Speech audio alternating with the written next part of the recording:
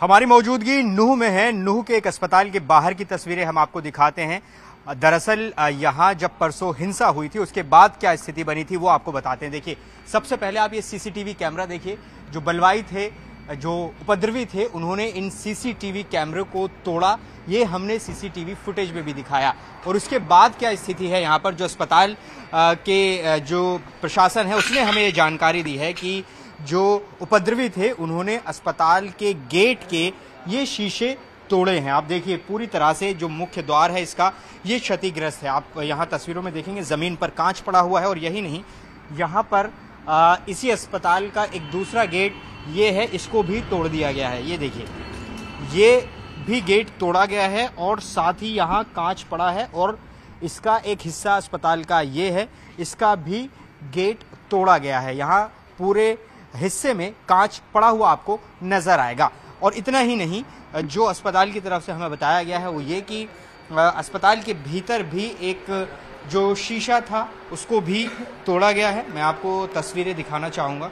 यहाँ आप देखिए कि एक दरवाज़ा यहाँ पर तोड़ा गया है।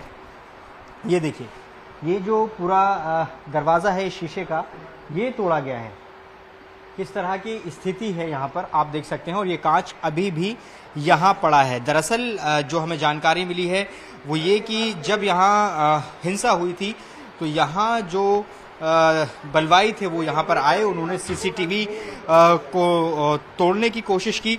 सीसीटीवी अमूमन इसलिए तोड़ा जाता है कि सीसीटीवी कैमरे में आपकी पहचान कैद ना हो जाए। जो हिंसा कर रहे हैं, जो उपद्रव कर रहे हैं, उनकी पहचान कैद ना हो जाए। तो सबसे पहले सीसीटीवी को निशाना बनाया गया और उसके बाद ये कहा गया, अस्पताल ने हमें बताया है कि यहाँ जो बलवा कर रहे थे उन्होंने बोला कि अंदर कौन है उनको निकालो, लेकिन वो शीशे तोड़कर यहाँ से चले गए। तो ये नुकसान अलवर अस्पताल में यहाँ देखने को मिला है।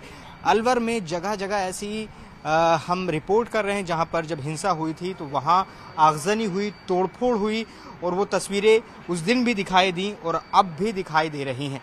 देखिए, परसों नूह में हिंसा हुई थी, उसके बाद से स्थिति नूह में नियंत्रण में है। कल पूरा दिन नूह में शांति रही। कोई नई घटना नूह में दर्ज नहीं हुई। आज भी कोई घटना नई रिपोर्ट नहीं हुई। इस दरमियान क्या क्या हुआ वो भी हम आपको बता देते हैं। लगातार अर्धसैनिक बलों की टुकड़ी जो है वो नूह में तैनात है। फ्लैग मार्च चल रहा है, जगह जगह तैनाती की गई है। इसके अलावा जो अमन कमेटी की बैठकें हैं वो लगातार हो रही हैं। कल भी अमन कमेटी की बैठक हुई थी और परसों शाम में भी अमन कमेटी की बैठक हुई थी। और साफ तौर पर जो जिलाधिकारी हैं और एसएसपी हैं उन्होंने साफ तौर पर कहा है कि अभी स्थिति नियंत्रण में है। अब आगे क्या कार्रवाई होगी उसके लिए लगातार एफआईआर दर्ज की गई है। और इसके अलावा धरपकड़ का काम शुरू किया गया है। करीब 100 लोगों को डिटेन किए जाने की खबर आ रही है।